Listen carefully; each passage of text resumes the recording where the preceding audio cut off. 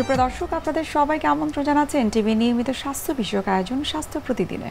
আপনাদের সাথে রয়েছে আমি পুষ্টিবিদ নুসরাত জাহান দীপা।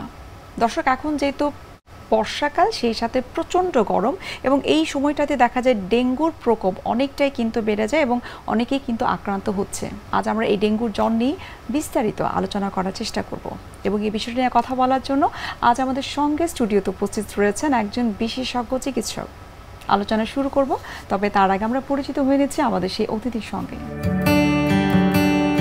Doctor A K M. আমিনুল হক 1956 সালের জানুয়ারি মাসে ময়মনসিংহ জেলায় জন্মগ্রহণ করেন। তিনি 1981 সালে ময়মনসিংহ মেডিকেল কলেজ থেকে MBBS ডিগ্রি অর্জন করেন।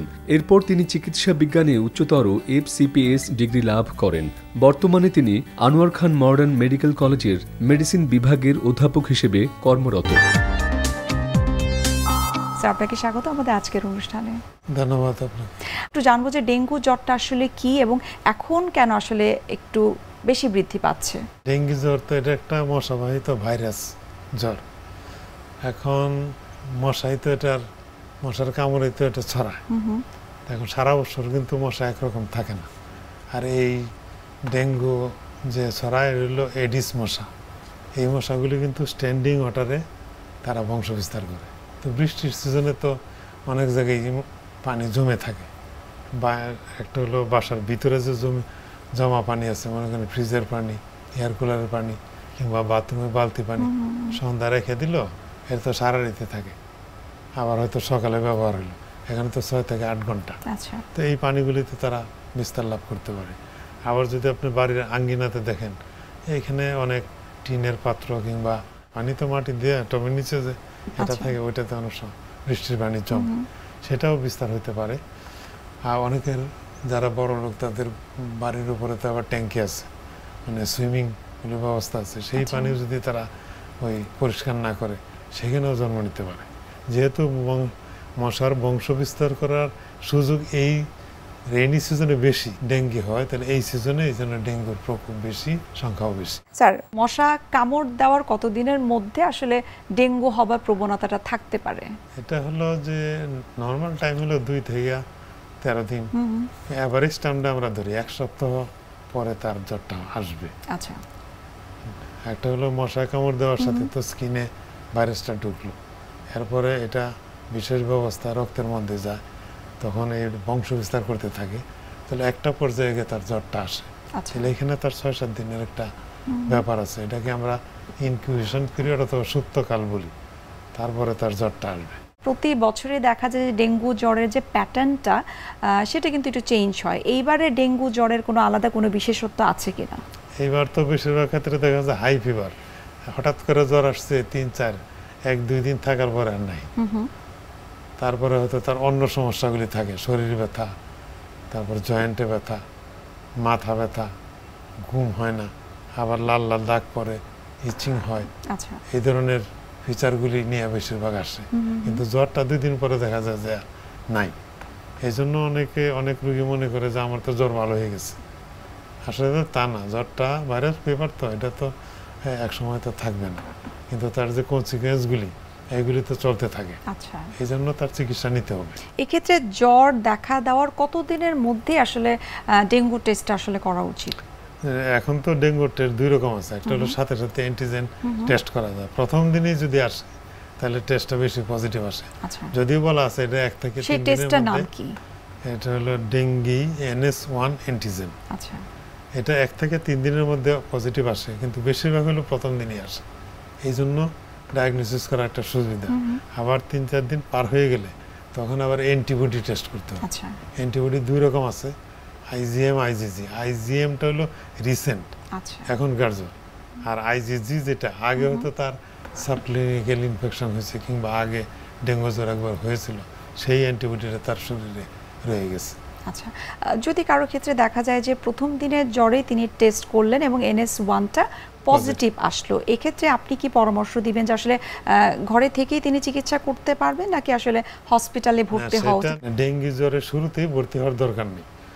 শুরুতে অনেক জ্বর তো এমনিতে ভালো হয়ে যায়, বেশি কমপ্লিকেশন দেখা যায় না বেশিরভাগ ক্ষেত্রে। কিন্তু যদি তার পার্শ্ব প্রতিক্রিয়া আসে, যেরকম ডেঙ্গু জ্বর আছে, ডায়াগনোসিসও ঠিক আছে, এখন তার প্রেশার কমে যাচ্ছে, কিংবা ফুসফুসে কিংবা পেটে তার পানি এসে গেছে, কিংবা তার রক্তকরণ হচ্ছে নাক দিয়ে মুখ দিয়ে কিংবা প্রস্রাব পায়খানার সাথে, মানে এই ধরনের কমপ্লিকেশান, অথবা টেস্ট করে দেখা গেল তার প্লেটলেট অনেক কমে গেছে লাখের নিচে, এই কমপ্লিকেশন আসলে তাকে হাসপাতালে ভর্তি করে বাকি চিকিৎসা নিতে হবে। স্যার, প্লাটিলেটস কাউন্টের সাথে সাথে আমরা কিন্তু আরেকটা যেটা হিমোক্রেটটাও দেখতে হয়, এই বিষয়ে আমাদেরকে যদি একটু বলতেন। হিমোক্রেট সম্বন্ধে জনগণের ভালো ধারণা নাই, এটা ডাক্তাররা এটা অ্যাসেস করে, কারণ এই যে ফ্লুইড যখন লিকেজ হয় বাইরে চলে যায় তখন তার ঘনত্ব বেড়ে যায়, তো এটা পাবলিক অতটা কনসার্ন না। পাবলিক কনসার্ন হলো প্লেটলেটস নিয়ে।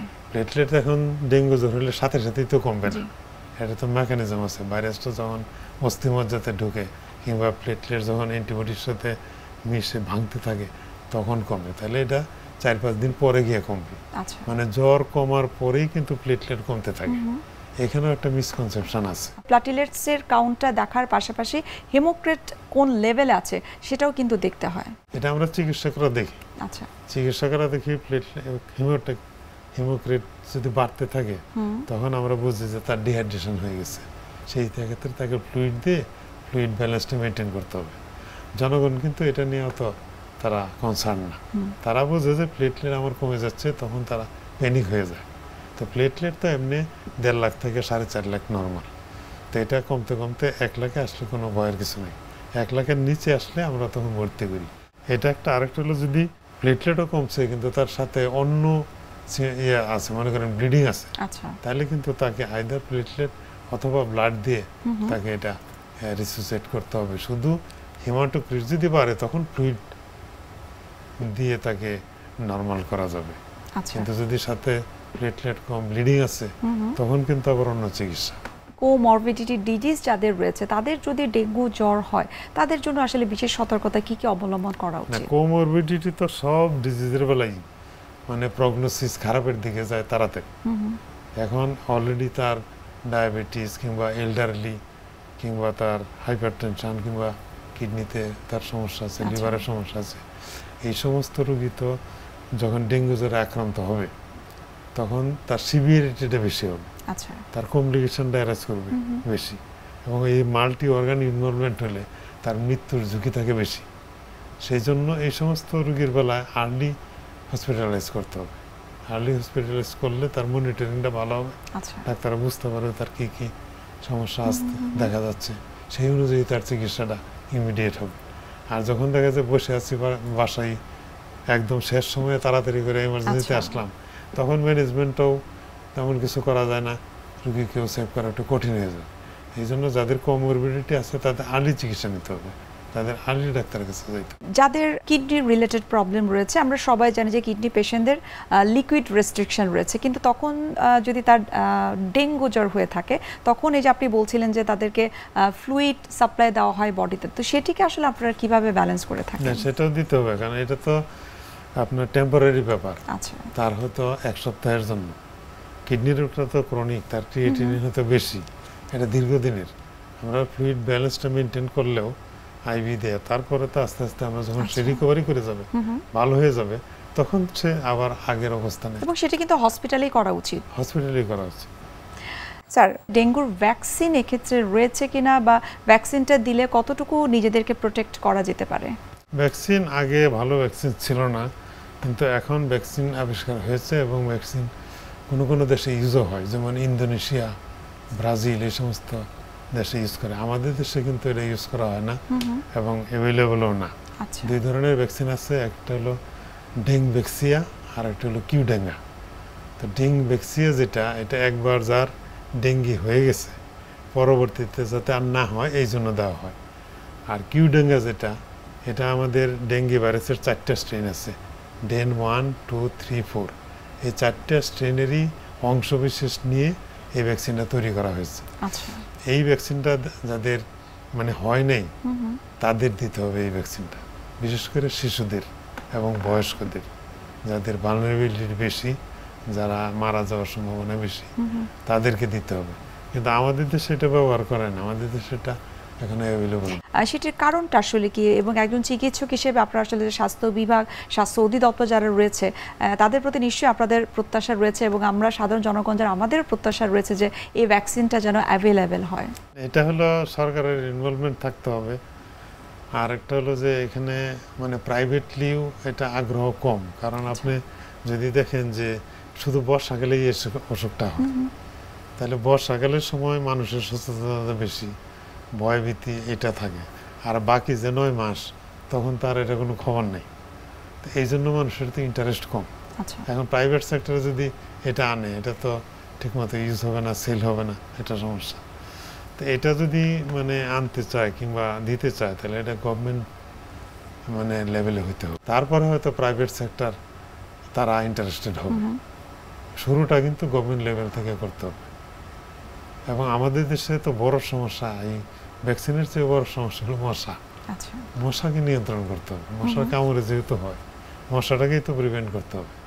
মশা কম থাকলে, মশা কামড় দিতে না পারলে, তা তো ডেঙ্গু এমনিতেই কমে যাবে। তারপরেও ভ্যাকসিন সহায়ক। এরকম ইন্দোনেশিয়াতে আছে, আমরা তাদের সাথে যোগাযোগ করতে পারি, তারা কতটুকু বেনিফিটেড, কীভাবে তারা এটা মেনটেন করছে। ব্রাজিলে নেই, ব্রাজিলের সাথে আমরা যোগাযোগ করতে পারি, আমাদের তো এমবেসির মাধ্যমে তাদের সাথে তো আমাদের কানেকশন আছে। আমাদের দেশের বহু লোক তো ইন্দোনেশিয়া বেড়াইতে যায়, সেইখান থেকে আমাদের তাদের অভিজ্ঞতা নিয়ে আমরা এটা আমাদের দেশে চালু করতে পারি। জি স্যার, আমরা ডেঙ্গু জ্বর সম্পর্কে আরও বিস্তারিত আপনার কাছ থেকে জানবো। এই মুহূর্তে আমরা একটু দেখে নিচ্ছি আমাদের স্বাস্থ্য প্রতিদিনের নিয়মিত আয়োজন, কি খাবেন কেন খাবেন এই সেগমেন্টে। দর্শক, আপনারা দেখছেন স্বাস্থ্য প্রতিদিন অনুষ্ঠানটি। এই পর্যায়ে আমরা দেখে নিচ্ছি বিভিন্ন খাদ্যের পুষ্টি গুণাগুণ নিয়ে আমাদের পুষ্টিবিদের পরামর্শ। ডেঙ্গু জ্বরে যে খাদ্যাভ্যাস, সেই খাদ্যাভ্যাসটা কিন্তু খুবই ইম্পর্টেন্ট। যাদের ডেঙ্গু হয়ে গিয়েছে তারা অলরেডি জানেন ডেঙ্গু জ্বরে কতটা ক্লান্ত হয়ে যান।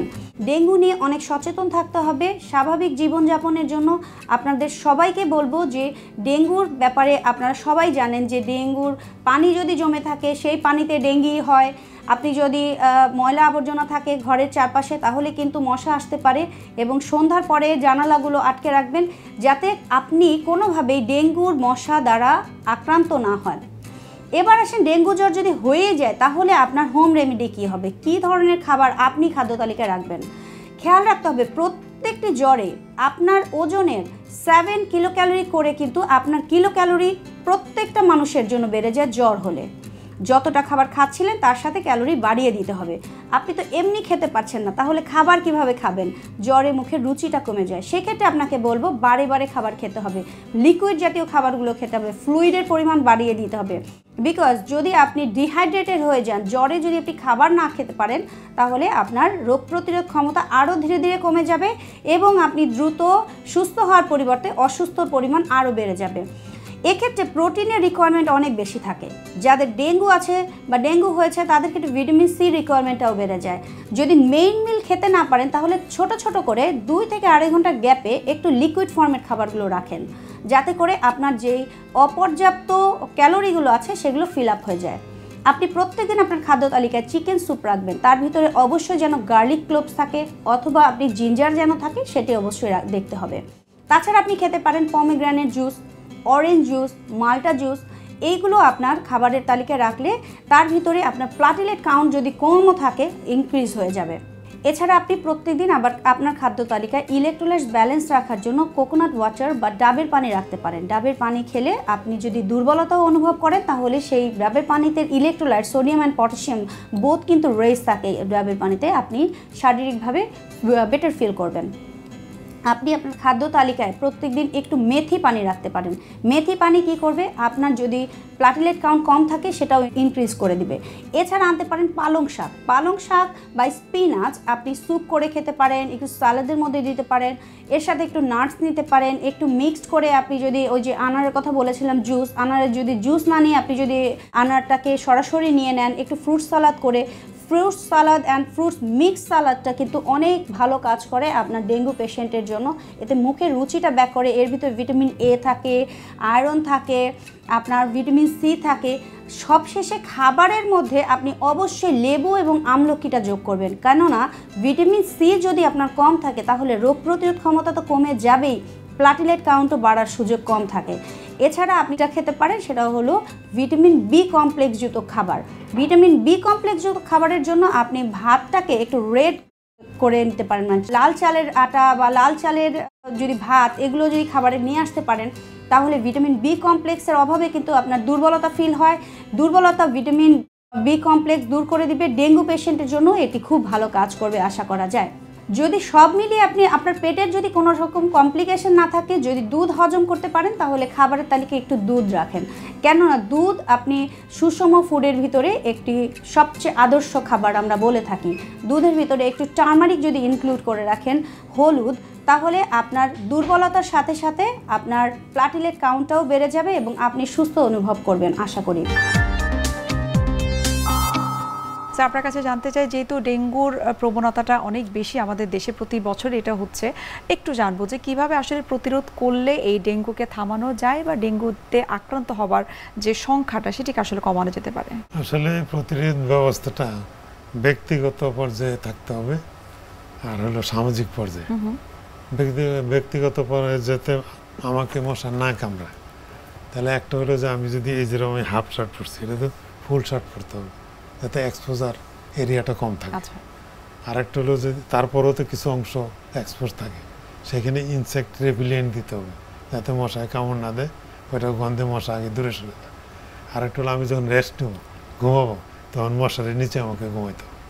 তাহলে ব্যক্তিগতভাবে আমি 3টা কাজ করতে পারি। আর সামাজিকভাবে হলো যে মশাকে কমাইতে হবে, সেটা করতে গেলে আপনি যে এসির পানি, ফ্রিজের পানি, বালতির পানি, এটা তো ফ্যামিলির যারা গার্জিয়ান তাদের এটা খেয়াল রাখতে হবে। আবার এখানে আপনার মিউনিসিপ্যালিটি অ্যাড করতে হবে, তারা যদি মশা নিয়ন্ত্রণের জন্য ইনসেকটিসাইড এগুলি ছড়ায়, তারপরে যে ডোবা, এই তো আপনার লেক এগুলি পরিষ্কার রাখে তাহলে অনেক কম। এটা একজনের ব্যাপার না, কিন্তু ব্যক্তিগত পর্যায়ে সামাজিক পর্যায়ে সচেতনতা দরকার হবে এবং সরকারি অথবা মিউনিসিপ্যালিটির পর্যায়ে আপনার এই মশা নিয়ন্ত্রণের জন্য ইনসেকটিসাইড স্প্রেড করতে হবে এবং জলাশয়গুলির কেয়ার নিতে হবে। অর্থাৎ সার্বজনীনভাবে প্রচেষ্টা চালাতে হবে এবং সচেতন থাকতে হবে। আপনাকে অসংখ্য ধন্যবাদ ডেঙ্গু জ্বর সম্পর্কে এত গুরুত্বপূর্ণ তথ্য আমাদেরকে দেওয়ার জন্য। শুভকামনা রইল এনটিভির পক্ষ থেকে। Thank you. সুপ্রিয় দর্শক, এতক্ষণ আপনারা দেখছিলেন এনটিভি নিয়মিত স্বাস্থ্য বিষয়ক আয়োজন স্বাস্থ্য প্রতিদিন। এ পর্যায়ে আমরা দেখে নিচ্ছি আমাদের আগামী পর্বে কি থাকছে।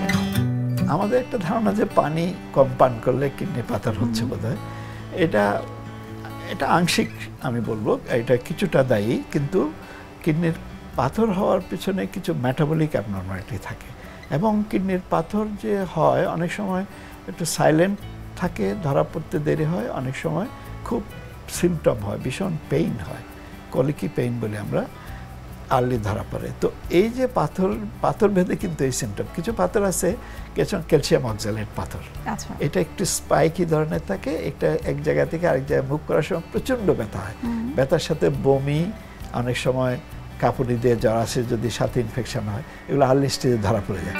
বিশ্বের যে কোনো প্রান্ত থেকে যে কোনো সময় এনটিভির জনপ্রিয় অনুষ্ঠান স্বাস্থ্য প্রতিদিন দেখতে আপনারা ভিজিট করতে পারেন আমাদের পূর্ণাঙ্গ পোর্টাল www.ntvbd.com-এ। এছাড়াও এনটিভির বিভিন্ন ধরনের জনপ্রিয় অনুষ্ঠান এবং নিউজ আপডেট পেতে আপনারা ভিজিট করতে পারেন আমাদের ইউটিউব চ্যানেল এবং ভেরিফাইড ফেসবুক পেজে। আজ এখানে শেষ করব, দেখা হচ্ছে আবার আপনাদের সঙ্গে। সে পর্যন্ত আপনারা সবাই ভালো থাকুন, সুস্থ থাকুন এবং সবসময় এনটিভির সঙ্গেই থাকুন।